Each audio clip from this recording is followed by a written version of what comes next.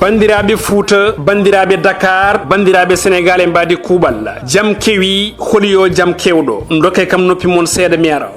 jabbaro dannuma danno hoore mum ɓe joganata mariamolo barogo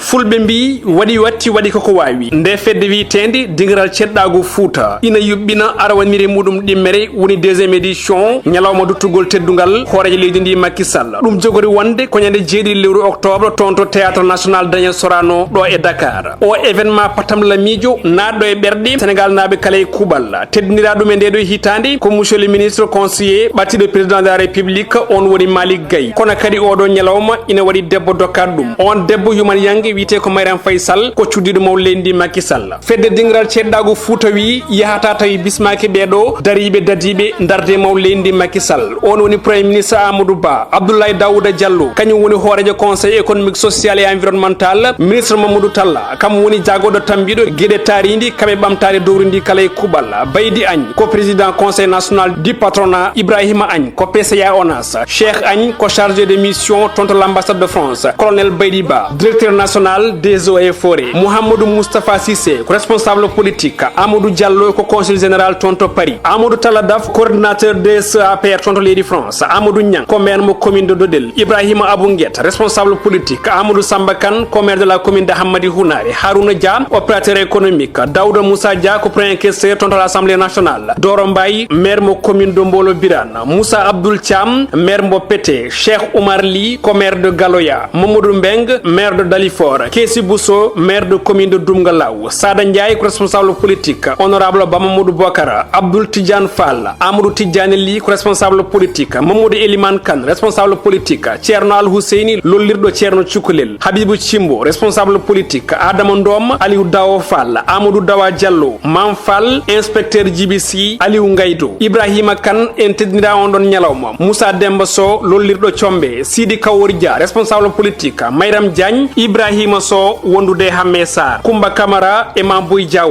on ñalawma mo dingiral ceɗɗago Fouta suuɓi ngam ruttude teddugal maw leydi Macky Sall ko ɓeɗo bisma ngam welnude ñalɗe ɗi to banggue nalankoɓe woni Yaya Ndiaye Safara e Mbeñuga Penda Boudal funeɓe Fouta wondude Fatou Lawɓe fedde dingiral ceɗɗago Fouta noddi on e oɗo ñalawma moɓe jogori ruttude teddugal son excellence Macky Sall président de la république du Sénégal jogori wonde ko ñande jeeɗiɗi lewru octobre toon to théâtre national Daniel Sorano ɗum noon aadi o jaggama wotomo luuta